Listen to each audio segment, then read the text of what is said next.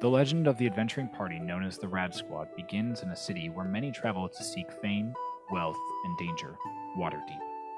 Coming from a variety of backgrounds, our heroes meet at the one-legged seagull in desperate need of coin. The owner of the tavern offers them a contract from the lord of a town called Nightstone. A simple contract: remove goblins that have been causing trouble for the denizens of the town. Venturing out from Waterdeep, the party arrives in Nightstone to find it partially destroyed with large boulders, overrun by goblins, and no villagers in sight. The Rad Squad dispatches the goblins quickly. While investigating the town, they meet a woman by the name of Kella, who works for the Black Network, a thieves' guild which operates out of the country of Faerun. Kella informs them that the Cloud Giants attacked and stole the large Nightstone for which the town is named. During the attack, townspeople fled to the caves north in hopes of escaping the vicious and unprovoked attack. Our team set out of Nightstone to try to find the villagers who were missing from the town after the giant attack. Through some beast sense and tracking, the adventurers discovered a cave system in the hills. Scouring the cave, our group came upon a rock forest in which 2 trolls were living. Alerting the trolls, they attacked our adventurers along with several goblins. But with much power and well-placed blows, our group trounced the monsters. Searching the stalactites, a trove was found in which several magical items and money were found. Soon finding the villagers, they told our group that Hark the Goblin Leader was still in the cave and to beware. In an effort to find out more about what happened with the villagers, our companions came across what can only be described as the Black Pudding, a giant mass of goo that erodes rock and metal. Capturing Geth, Dryden thought quick and saved Geth by fishing him out with the previously acquired 10-foot ogre dong. Investigating an underwater deep cave, Tom came across a magical vial with some strange liquid. Regrouping outside, our team decided to rest, apart from Dryden.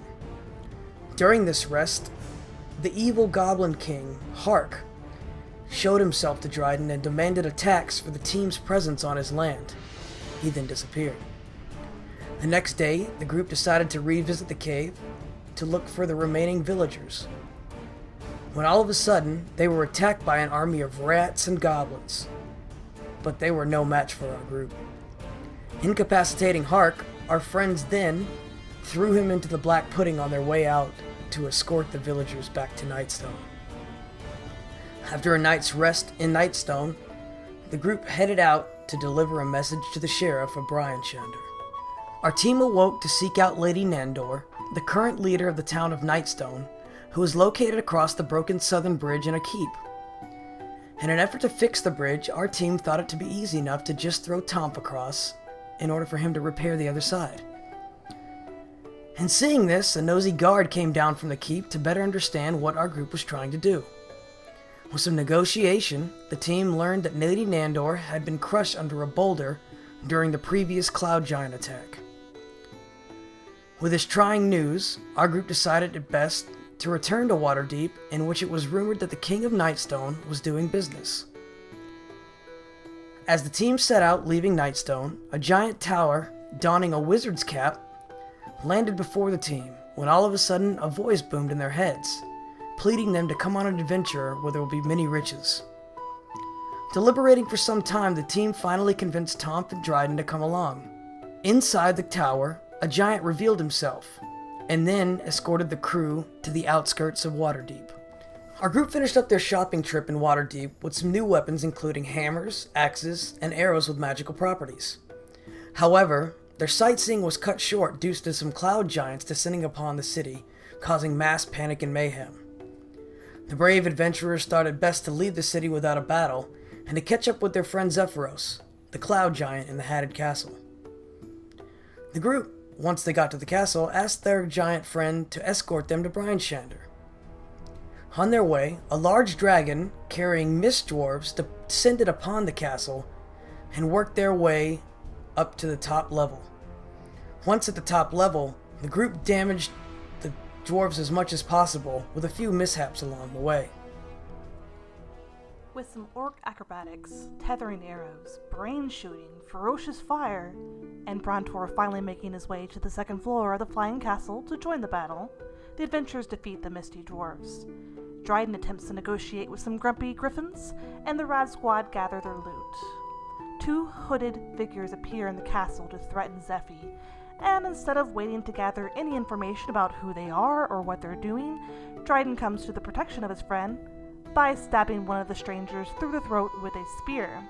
The other stranger disappears, but not before an evil laugh fills the room. The group finally arrive at the city of Brian's-Chandler. An army of frost giants try to lay siege to Brian's-Chandler in search of the enchanter Archus Kindberg and the magical artifact he is said to carry. The Rad Squad prepares explosive catapults and rallies the troops to defend the city. Brontor and some of the city guards are struck down unconscious several times despite Jessica's attempt to heal them, and Geth and Tomp continue to be DPS powerhouses, slaying many giants and direwolves. Jessica attempted to stay her hand with attacking the enemies, but seeing her comrades fall around her even after attempting healing, she is full of pain and anger. She crawled on her knees to the last remaining giant and breathed a huge cone of fire breath that disintegrated the giant. She collapsed in despair as the life of the giant slowly faded. The battle ends, and the group delivers a message to Markham of his sister's death. Then they decide to head to Neverwinter to try to find Archus Kindberg and the sword for hire, Harshnag. When investigating the dead, frozen bodies of 4 giants that fled the battle, 2 Remoraz burst through the ground to attack them. The Rad Squad is able to slay the 2 Remoraz, even with the fiery blood of the enemy burning through their skin, but then a 3rd Remoraz erupted from the ground and seized Tomp in his jaws. The group is able to barely defeat the monster centipede, and it lets go of Tomp, with him barely clinging to life. After Dryden deals the final blow, a tribe of local people confront the group and informs them of their need of defenses. The Rad Squad ignores them and continues their hunt for Harshnag. After retrieving their reward for gathering intel on the Frost Giants, the boys, Brontor, Tomp, and Dryden, attempted to convince Jessica that she was needed at the temple, but failed. After which, the group started to make their way out of town, but came across an elderly gentleman who didn't seem all there. Jessica and Geth then attempted to see if they could use the man's horses so the group could travel to Neverwinter, but found out that the man's horses had long been dead. To keep the crowd distracted from Geth and Jessica's actions, Tomp and Dryden decided to put on an acrobatic show. Tomp was flung high into the air and landed face down into the snow. After realizing the group would not be able to travel via horseback, they set out on foot. While traveling to Neverwinter, they saw smoke signals in the distance, which Tomp mistook as smoke signals reading "Send Nuds." They then approached the smoke to find a fire giant, leading an excavation crew with the help of some goblins, ogres, and a frost giant. After besting the fire giant and his excavation crew, the group gained a new comrade, a frost giant named Harshnag.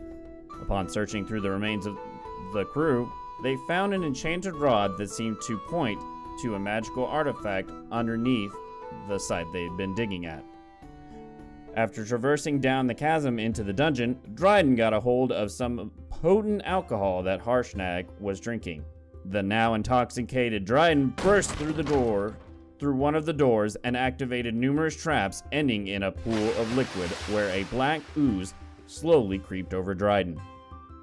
After besting the black pudding that the group stumbled upon, the group continued to explore the dungeon. In searching, they found the axe of the Forge Breaker, to which Dryden decided to take after Tomp failed to pick up. Tomp and Geth then explored on their own to find a sapphire resting upon an altar. To their surprise, a sphinx was lying in wait. With Geth's quick thinking and wit, they escaped the sphinx, who had been dubbed No. The group was then able to obtain a piece of Vanindad. After leaving the dungeon, the crew continued on their journey to Neverwinter. They happened upon a town named Huddlestone. It was there they met Brokered Ingot Sword. As the heroes made their way through the town, a portal opened up and 4 basilisks poured out. Even though the group were able to defeat these creatures, Dryden had been turned into stone. After some time, the group was able to cure the petrified Dryden using the bile and blood of the basilisk. The group then made their way to the inn where they met up with a gnome who was later found to be a part of a group called the Harpers. The group headed out to find the mother of Marley, one of the two girls found when the battle broke out. They discovered that Marley had gone missing, and her mother was concerned she might be with Sakona, her green-haired friend. After retrieving this information, the group headed back to the tavern, but Dryden and Geth snuck out to investigate Sakona's home by lifting the roof off and finding her parents in a deep, unshakable sleep. Sakona made an appearance, and they learned that the ruins might be a place of interest in their search for Marley. The next day, they headed to the ruins, where they found a suicidal Marley. Sakona was there instigating the situation, and before long transformed into a massive green dragon, and a battle ensued. The Rad Squad conquered the beast and thwarted Marley's attempts at self-harm. They returned Marley home and then convinced her mother to let her travel with them to find the enchanter Artris Kimber. Artris was of interest to the group, as he might know the whereabouts of a magical item that could aid in the ending of the giant's onslaught.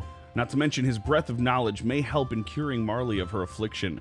Before heading out, the men tackled a drinking challenge against the tavern's champion, a bear. Geth proved victorious, leaving all of the challengers quite literally on the floor. As night fell upon the small town, I, Dryden, captured the now intoxicated and incapacitated bear and brought it outside of the city walls, where I murdered the bear and harvested its fur and teeth for my own needs.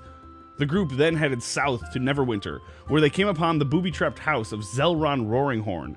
Despite the obvious dangers, the group gained permission to enter. As they made their way through Zelron's home, hilarity ensued as the group investigated every inch of the home and successfully discovered nothing until Brontor nearly destroyed the working element that controlled the shifting rooms. Geth was attacked by a library and saved by Tomp, who shortly thereafter became entranced by some spell, forcing a non-stop dance-off with himself until Dryden attempted to rescue him, at which point he also became a slave to the rhythm of the music.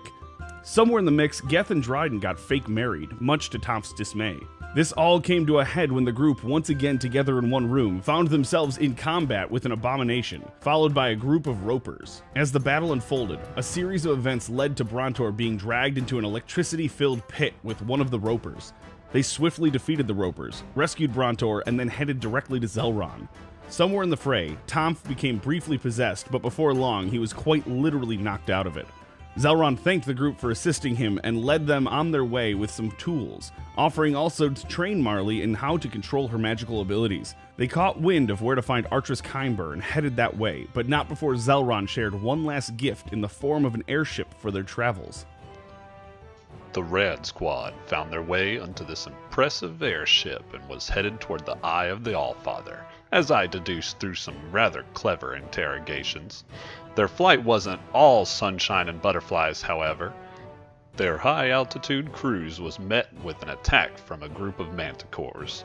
Our heroes fought valiantly, especially myself, while Brontor manned the harpoon gun on the front of the ship. Our battle wasn't won without casualties, though. My beautiful hat was skewered by one of the beasts. I loved that hat. The rest of the flight went without a hitch as our daring heroes ventured forth into the frozen shrine known as the Eye of the Allfather. Upon entering the shrine, we were met with large hallways of stone as Tomp and I took the lead. Not even 20 yards in, we heard a slight click in the walls. Without a second to think, a giant stone slab fell from the ceiling. I watched as Tomp slipped backward out of danger, but my body was frozen stiff. The next thing I remember was pure darkness. I regained my sight as this pillar was lifted off of me. I said, well, that didn't hurt so bad, as I looked down at my hands. My left hand was missing, and I could see straight through my right. As I looked past it, I could see a pool of my own blood with some mechanical bits laying on the ground. I looked back as Jessica screamed and ran toward me. I tried to speak to tell her that I was okay, but nothing came out this time. That's when it hit me. I was dead. I watched on in shock as Jessica and Brontor tried to revive me, but there was nothing left of me to save. To my surprise, Tomp performed some rites as he laid some twigs near the pool of my own blood. I looked down to see my new form start to fade. My last words as I faded were, "We all bleed." I stirred as my consciousness returned. When I opened my eyes, all I saw in front of me was a human and a dragonborn tied up. Well, I was tied up too, apparently, on the ground. After some quick introductions, I found that this was Bronbor and Jespa, the ones Therisden told me about. Yes, I know, you were very helpful. Anyway, our captors of sorts didn't like us talking to each other. We quickly sprang into action to fight our way out of this mess with some crafty spells by yours truly, and some mighty fighting by Bronbor. We were quickly joined in the middle of our fight by Tonth and Dryben. I wondered how they didn't get captured. What's that? They were headed back to the ship without Bronbor and Jespa? Well, that doesn't seem very nice. Where was I? Oh, right. Their giant friend, who I later found out is called Harshnag, joined the fight as we all slaughtered our captured to gain our freedom. Ha-ha! We went on to properly introduce ourselves. The Blood Hunter Brontor, the Cleric Jeska, the Ranger Tomph, the Barbarian Dryden, and myself, the brilliant Sorcerer Lucis. Our brave adventurers, including yours truly, ventured forth into the shrine where we found 6 humongous giant statues that resembled the 6 types of giants, all facing what I can only deduce as a statue of the Allfather himself. The group explored the new room and found a side room that was a giant-sized dining hall. In the corner, lurking, was a Remoraz ready to strike. Our fearless heroes leapt into battle facing the beast head-on. I flung some spells, Tomph shot some arrows, Dryden mounted and fought the beast from its back, Brontor cursed the beast with some impressive blood magic, and Jeska, well, she healed some of us. Yeah, I guess you're right, it's kind of helpful. Not my cup of tea, but helpful. After a quick rest and some panicking on Brontor's part, we went back into the main hall and started to crack the puzzle of the giant statues. At the end of the room, there was a giant doorway shrouded in fog and surrounded by some runes that, according to Tomph, spelled out the types of the giants. We took the weapons from the statues and started to hit the runes with the corresponding weapon. Some of them had adverse effects, as we were almost killed by a rain of fire. The final runes were the Frost Rune and Earth Rune. As we hit them at the same time, Earth Elementals sprang from the ground to attack us. We fought valiantly against the Earth Elementals, but ultimately decided to perform a tactical retreat until it was all clear again. We pondered the Giant's puzzle before Harshnag so cleverly dropped the Frost Giant's weapon. As it clanged across the ground, it collided with the Frost Rune on the doorway. Suddenly, the mist faded to reveal another room. In it, we found the body of a frost giant in the center of a circular room with 6 other giant statues holding lanterns facing the dead giant. As we entered, a giant's form rose up from the dead giant and revealed himself as the oracle that we sought. Yes, I know that I thought that it didn't exist, but I was still looking for it. The oracle granted us 6 questions that he would provide absolute answers to. Most of the group asked questions about their boring past, but Harshnag asked him something in Giant's tongue that was answered with a quest forth to Mirabar. Tomph informed the group that the Oracle tasked them with retrieving a long-forgotten relic known as the Orb of Passage, located beneath the city of Mirabar. Once returned, the orb would allow them to see Geth again, and the next portion of their journey would become clear. They set out from the Eye of the Allfather, flying to the city of Mirabar, Harshnag electing to stay at the temple.